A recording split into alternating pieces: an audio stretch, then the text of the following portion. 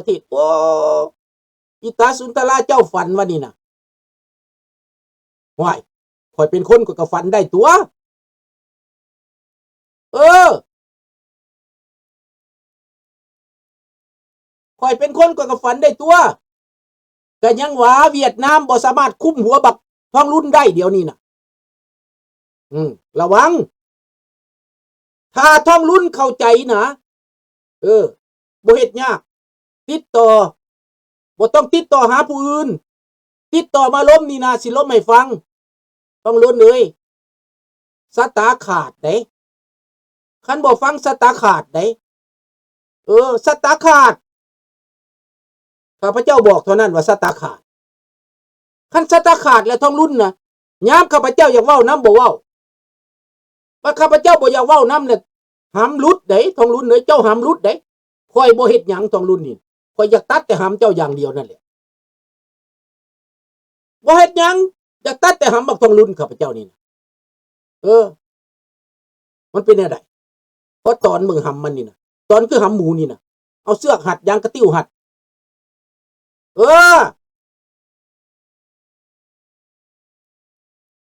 ดังนั้นพี่น้องมึงฟังไว้ท้องรุ่นมึงนอนบ่หลับมึงนอนบ่หลับ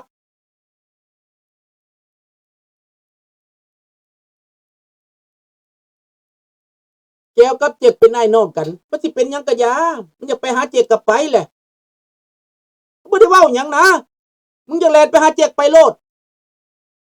ว่าให้มันไปบักแก้วนะไปหาบักจิกนะเอาว่าเจ้าเข้าใจบ่ลุงเว้านี่นะคันเจ้าเป็นคนคิดสมองหน่อยหนึ่งอเมริกาสินค้าแคนาดานี่นะถ้าพวกเฮาไปบอยคอตมันตายโลดปูปลาหน้าอาหารการกินส่งเข้ามาแคนาดานี่แคนาดาให้ความสะดวกมันไปตั้งธนาคารอยู่เวียดนามธนาคารเดชักแดงไปตั้งอยู่เวียดนามพุ่นแล้วเวียดนามจังลักข้อมูลของเดชักแดงนี่นะธนาคารเดชักแดงนี่คู่มือนี่ยังนำจับอยู่นะธนาคารเดชักแดงไปตั้งอยู่เวียดนามเขาเขาเอสเปียนี่ข้อมูลของเดชักแดงเห็นบ่ธนาคารเดชักแดงธนาคารของแขวงเกเบกนี่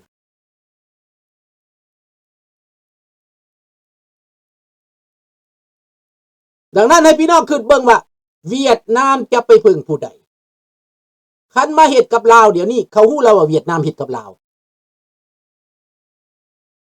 เขาฮู้แล้วว่าเจ๊กเฮ็ดกับลาวข่มเหงลาวเวียดนามข่มเหงลาวเจ๊กข่มเหงลาวอเมริกาฮู้แล้วเขาฮู้ตั้งแต่ดุนแต่บ่ทันถึงเวลาตอนนี้อเมริกาเข้าใจเรื่องแล้วเขาสิจัดการกับท้องรุ่นแบบใดเขาสิจัดการกับแก้วแบบใดเขาสิจัดการกับเจ๊กแบบใดเขาฮู้หมดแล้วเขาตัดเศรษฐกิจบักเจ๊กก่อนบักเจ๊กมันอย่างโม่มึงอย่าเก่งเขาตัดจัดการมันเรื่องเวเนซุเอลาก่อนเขาจัดการมันเรื่องอิหร่านก่อนผลประโยชน์ของมันตายแหละบักเจ๊กตอนนี้นะประชากรเจ๊กน่ะนะตอนโรคโควิดน่ะหายไป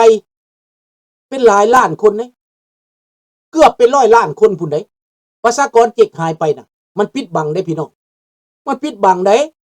ตอนนี้คนเจ๊กทรมานทุกข์ยากปากหมองนี่นะเขาก็ปิดบังไว้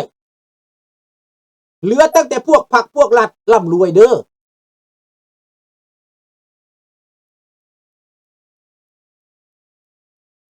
เส้นทางรถไฟก็เหมือนเส้นทางอาณานิคมของจีนใช่แล้วแต่อันนั้นโมเมนต์ปัญหาของอเมริกาดอกเด้อ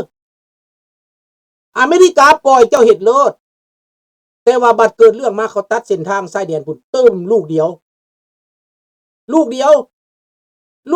โตมาฮอกกันนะลูกเดียวพังเบิดไปบ่ได้ใส่บ่ได้ใส่ได้แต่ในลาวเท่านั้นตัดขาดกับจีนยุทธศาสตร์อันนี้บ่เป็นเรื่องธรรมดาให้มันสร้างมาโลดสร้างมาประเทศไทยก็สร้างโลดแต่ว่าถ้าจีนไปบ่ถึกทางเขาตัดขาดชายแดนบุญคนไทยก็ได้รถไฟฟรีคนลาวก็ได้รถไฟฟรี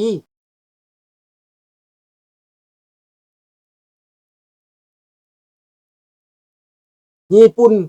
ก็ฮู้เหมือนกันว่า2ประเทศนี้เฮ็ดกับลาวแน่พี่น้องก็ต้องเข้าใจว่า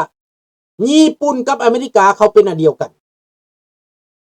เกาหลีกับอเมริกาเขาเป็นอันเดียวกันฟิลิปปินส์กับอเมริกาเป็นอันเดียวกันต่อไปไทยกับอเมริกาก็เป็นอันเดียวกัน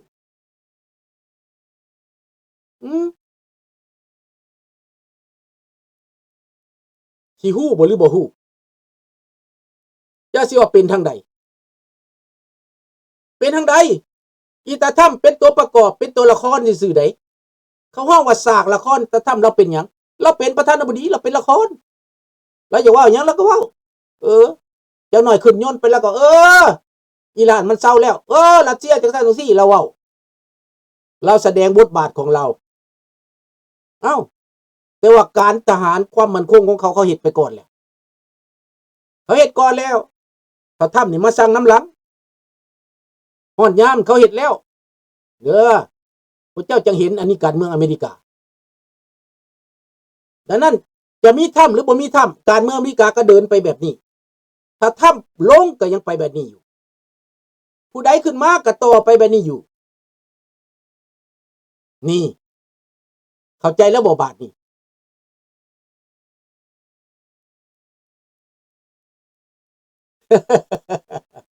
หลายอย่างเนาะหลายอย่างจะบอกว่าดังนั้นพี่น้องเรื่องนี้นะมันเป็นเรื่องสำคัญยุทธศาสตร์ภูมิรัฐศาสตร์สงครามภูมิรัฐศาสตร์นี่นะตอนนี้ผู้ใดดิ้น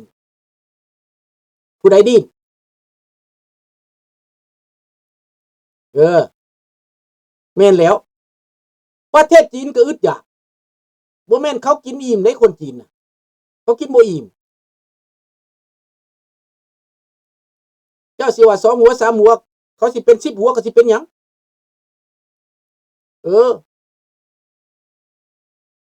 ถามเบิ่งอีสานบ้านลาวใส่ชื่ออื่นซะนะอย่าไปชื่อว่าอีสานนะเจ้าบ่แม่นอีสานนะ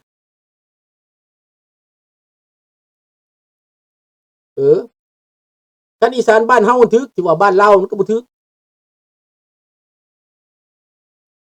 เจ้าสิว่าเขาเป็นนก2หัวบ่เขาสิเป็น10หัวเป็นหยังเพื่อความอยู่รอดของเขาเจ้าได้จักหัวตาลาวเจ้า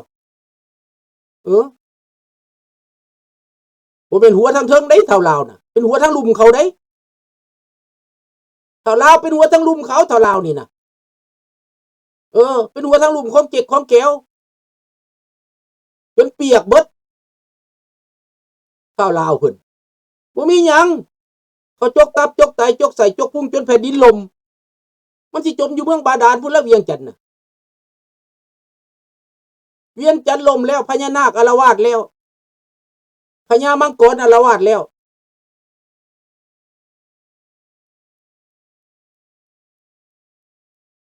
ข้าพเจ้าว่ามันบ่ฉลาดมันต้องตายฆ่าพวกนี้น่ะ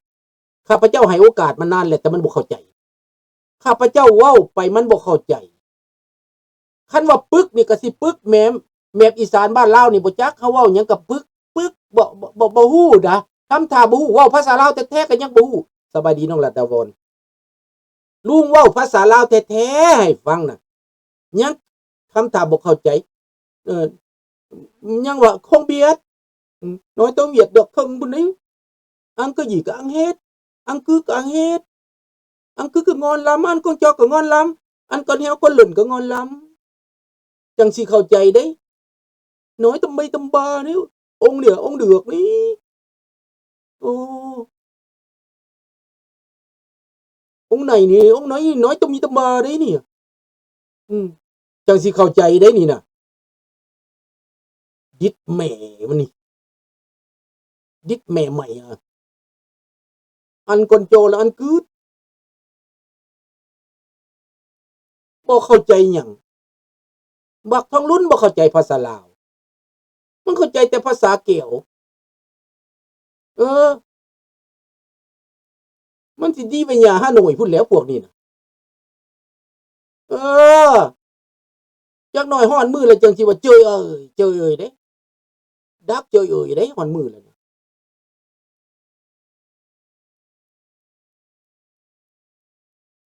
ว่าไปทั้งป่าทั้งดงพระสิเข้าใจโน่นอ้าวเจ้าสลาดเจ้าก็ศึกษาเอาตีศึกษาเอาตีว่าเจ้าเป็นไผเจ้าเป็นแก้วข่อยก็บ่ว่าหยังนะก็เจ้าเป็นลาวแล้วข่อยเว้าเด้อเจ้าก็เข้าใจนะภาษาลาวน่ะแม่นบ่ล่ะ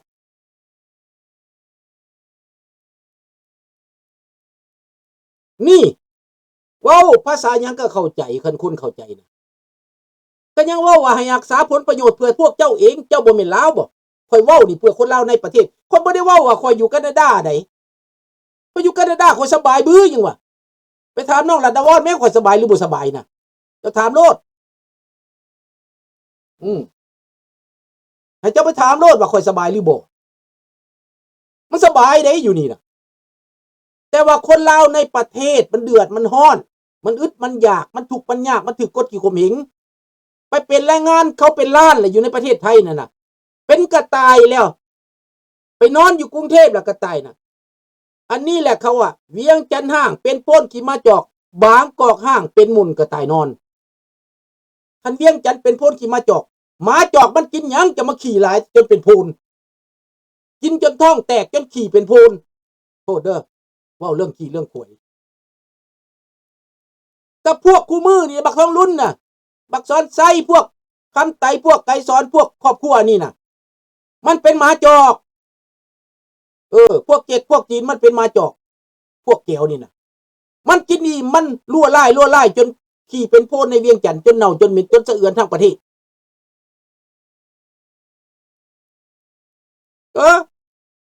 พวกหมาจอกเขาห้องบูราณว่าเพิ่นบ่เปจักเถื่อน้องรัตดาวรไอ้จำเปเพิ่นว่าเวียงจันทน์ห้างเป็นโพนขี่มาจอกบางกอกห้างสิเป็นหม่องกระต่ายนอนลูกเอ้ยหลานเอ้ยละมือนี่มันฮอดหยุกมันแหละครับพระเจ้าเปแล้วหมาจอกนั่นพวกบ่ดีเขาห้องว่าพวกมารพวกอักซ์เดอะมารนี่แหละพวกทรมานเขาห้องว่าพวกซาตานพวกเขาห้องว่าพวกหยังพวกบ่ดีพวกทุนสามานพวกกิโยชน์สามานพวกนี้นะเห็นบ่มันเป็นขี้มาเจาะมันเกิดแล้วเจาะหูลงไปขวัดหูลงไปขวัดลงไปเวียงจันทน์ขวัดเป็นหูมาจอกเบิดมาจอกจีนมาจอกเกี่ยวจนแผ่นดินลมอยู่บ้านน้องบกอยู่เวียงจันทน์เกลือโปแทสอยู่ใส่เกลือแห้งอยู่ใส่เจาะบ่ได้สนใจน้ำบ้านประชาชนบ่สนใจน้ำทงไห้ทงนาเจาะลงไปหมาจอกขวัดหูพี่น้องบ้านนี้บางกอกดิบางกอกนั่นห้างคนมีความหู้ห้างคนมีคนรักเขาหนีไปอยู่นอกหนีไปอยู่อุบลหนีไปอยู่อุดรขอนแก่นเชียงใหม่หนีไปอยู่ต่างประเทศคนร่ำคนรวยคนมีเงินเขามาซื้อบ้านไว้ในกรุงเทพคนเซาบ้านนี้หมาจอกก็เว้าแล้วกระต่ายแม่นไผกระต่ายมันแรงงานเขมรแรงงานไทยแรงงานลาวอันนี้พวกกระต่ายพวกนี้ไปนอนอยู่กรุงเทพเลยเป็นบ่อนเพิงผ้าอาศัยของพวกหมา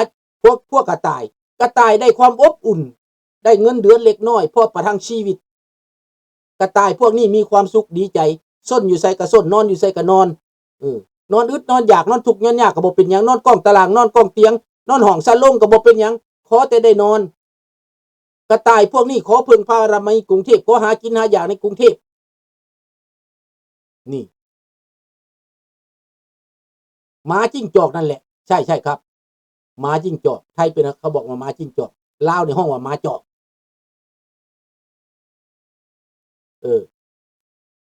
ภาษาไทยหมาจิ้งจอกหมาจิ้งจอกเวียงจันทน์ห้างเป็นโพนหมาจิ้งจอกบางกอกห้างเป็นหม่องกระต่ายนอนกระต่ายนะกับกระต่ายคือกัน